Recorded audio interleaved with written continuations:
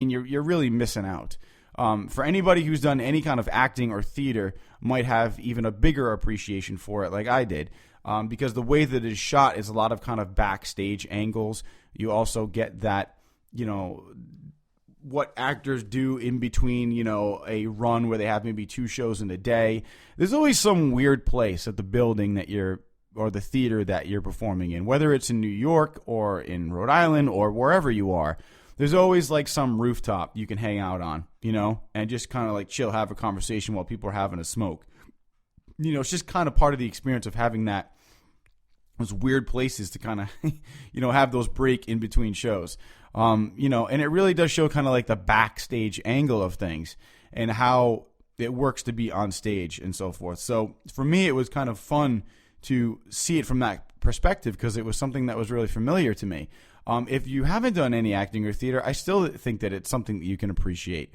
It shows you kind of a behind the scenes angle, but also, what this actor is going through and how he's trying to leave behind this Birdman / kind of looks like Batman character, that, he's known for, how to let that go and be known as something different than that iconic character.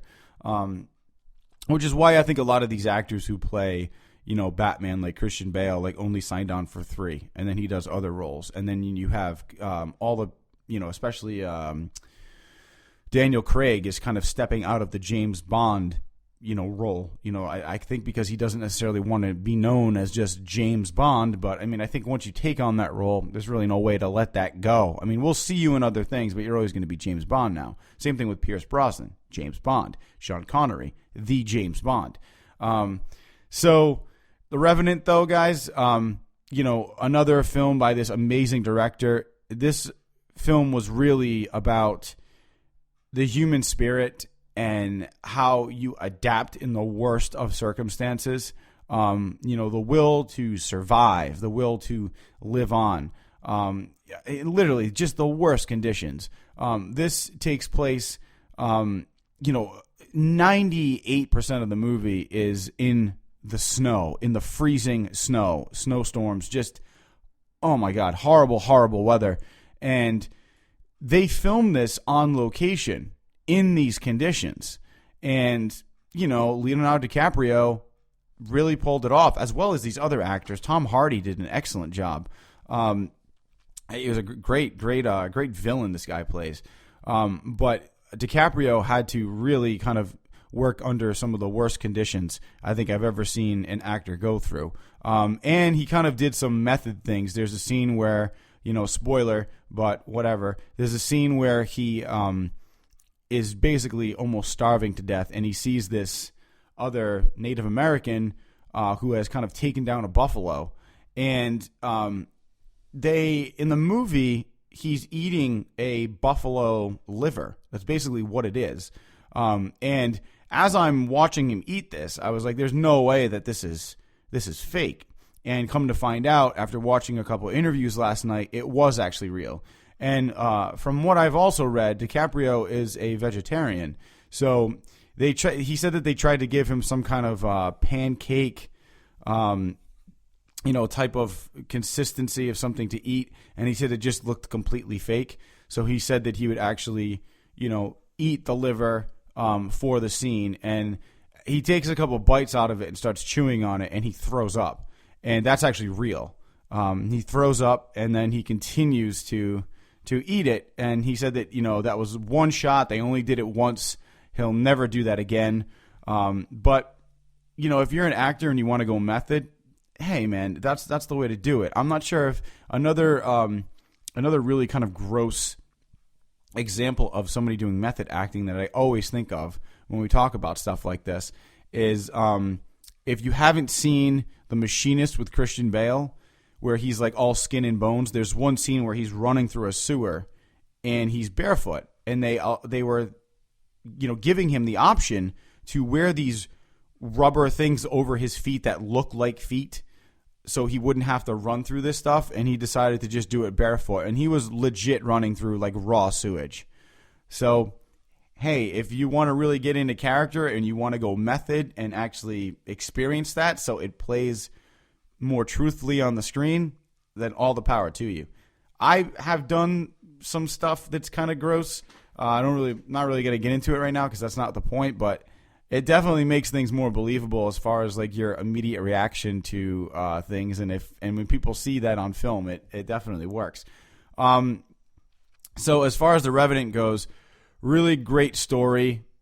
Definitely check it out. The film doesn't have a whole lot of dialogue either, which, isn't really that important in a film like this. I mean, for the way that it was shot and getting really great shots of just these cinematic spectacle scenery type shots that he got were just amazing. They really were awesome just to look at, and he really did some great work with like these dream sequences, and kind of going back and forth. You're almost living within this character's memory, and then kind of going back to present to see exactly where he is and what he's going through. So interesting movie. Something that I am so glad that DiCaprio did, because I don't think anybody else could have pulled it off like he did. Every actor is going to have a different way of doing it, and I thought his interpretation of this character was excellent. And it's based on, true events rather. So if you guys haven't checked it out, take the time to check it out. I am super excited that he won the Golden Globe this past Sunday.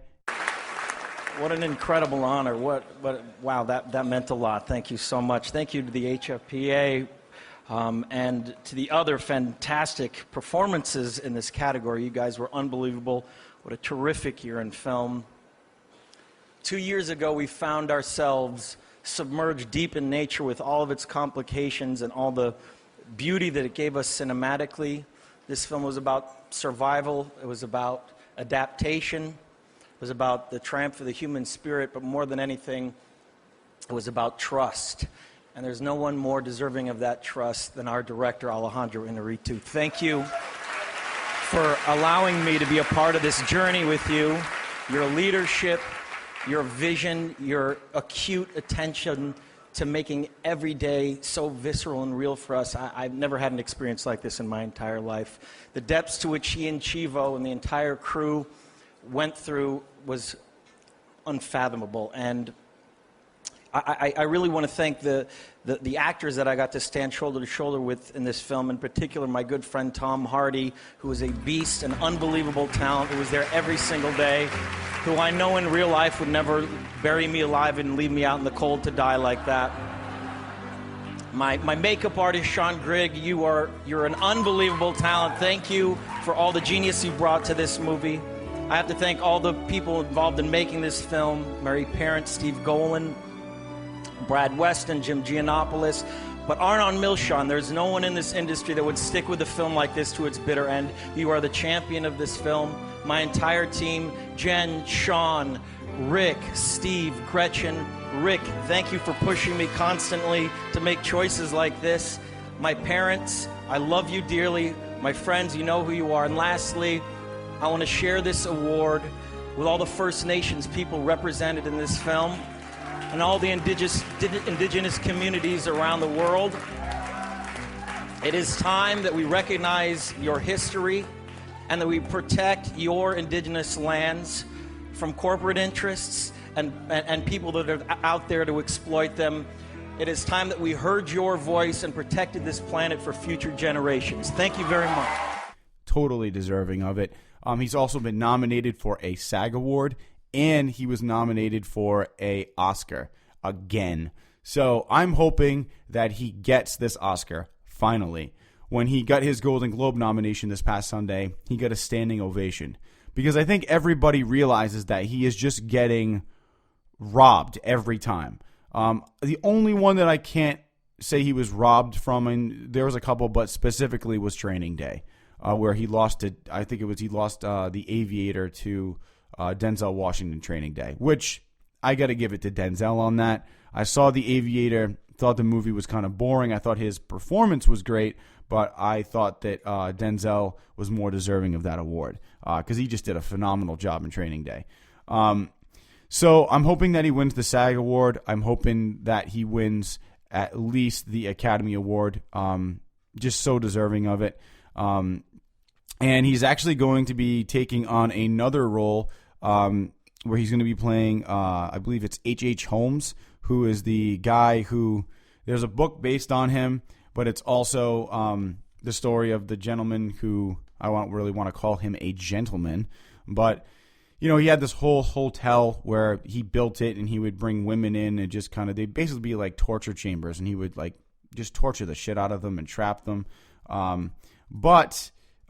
Really fucked up guy. He was a serial killer. And DiCaprio is going to be playing him. So I'm really looking forward to actually seeing that. So, and I guess the guy's name, was Dr. Henry Holmes, or H.H. Holmes. So one of the first documented serial killers in the modern sense of the term. So make sure you guys check that movie when it's when it comes out. I can't talk today. And it's going to be directed by the Martin Scorsese. So him and DiCaprio do a ton of stuff together. So obviously, you kind of know what you're getting, but I'm looking forward to seeing DiCaprio in a twisted role, where he kind of is playing the villain, because he doesn't really do a lot of that. So with that being said, make sure you guys check out The Revenant. One more thing, it has scored 12, that's right, people, 12 Oscar nominations. And these Oscar nominations don't come easy. I mean, this is going up against a ton of films, but this is just a testament to how good the film is. So, I mean, these are what it's up for, basically. So it's up for Best Picture, which is the big one, right? So, and it's DiCaprio's also up for Best Actor. Then we have Best Supporting Actor, which is Tom Hardy. Let's keep going here. Scroll down the list a little bit. Film editing, The Revenant. Production design, cinematography, definitely unbelievable. Cinematography in this was phenomenal. I even said that when I left the theater last night. Costume design. This has featured a lot of Native Americans, and costume design is just important as anything else. If the costumes aren't working, then the movie's not going to work. So that's another one it's up for. It's also up for makeup and hairstyling. DiCaprio grew out his beard, like that he has in the film, is his beard and his hair. Also, what else? Sound editing, sound mixing. So yeah, those are basically the awards that it's up for. So, as it may not take home all of them, I suspect that it will take home a good amount. So make sure you guys check out The Revenant. Definitely worth it. And I keep saying that, but go see it. It was awesome.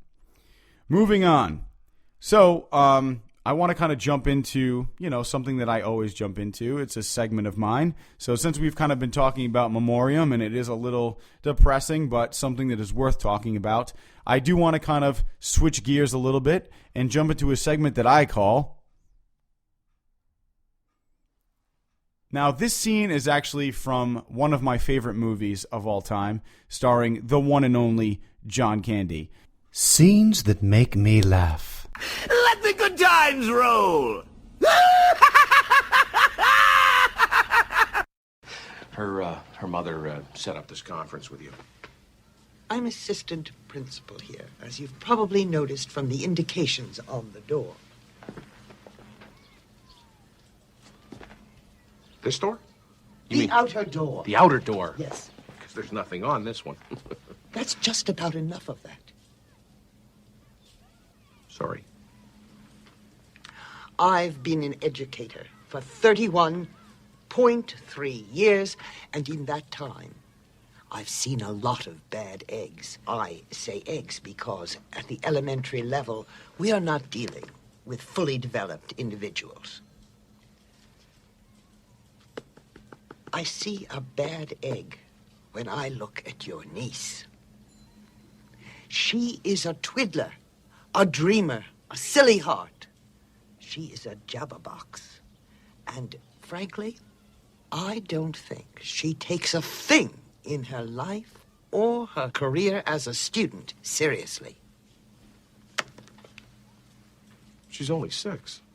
That is not a valid excuse. I hear that every day, and I dismiss it. I don't think I want to know a 6-year-old who isn't a dreamer or a silly heart. And I sure don't want to know one who takes their student career seriously.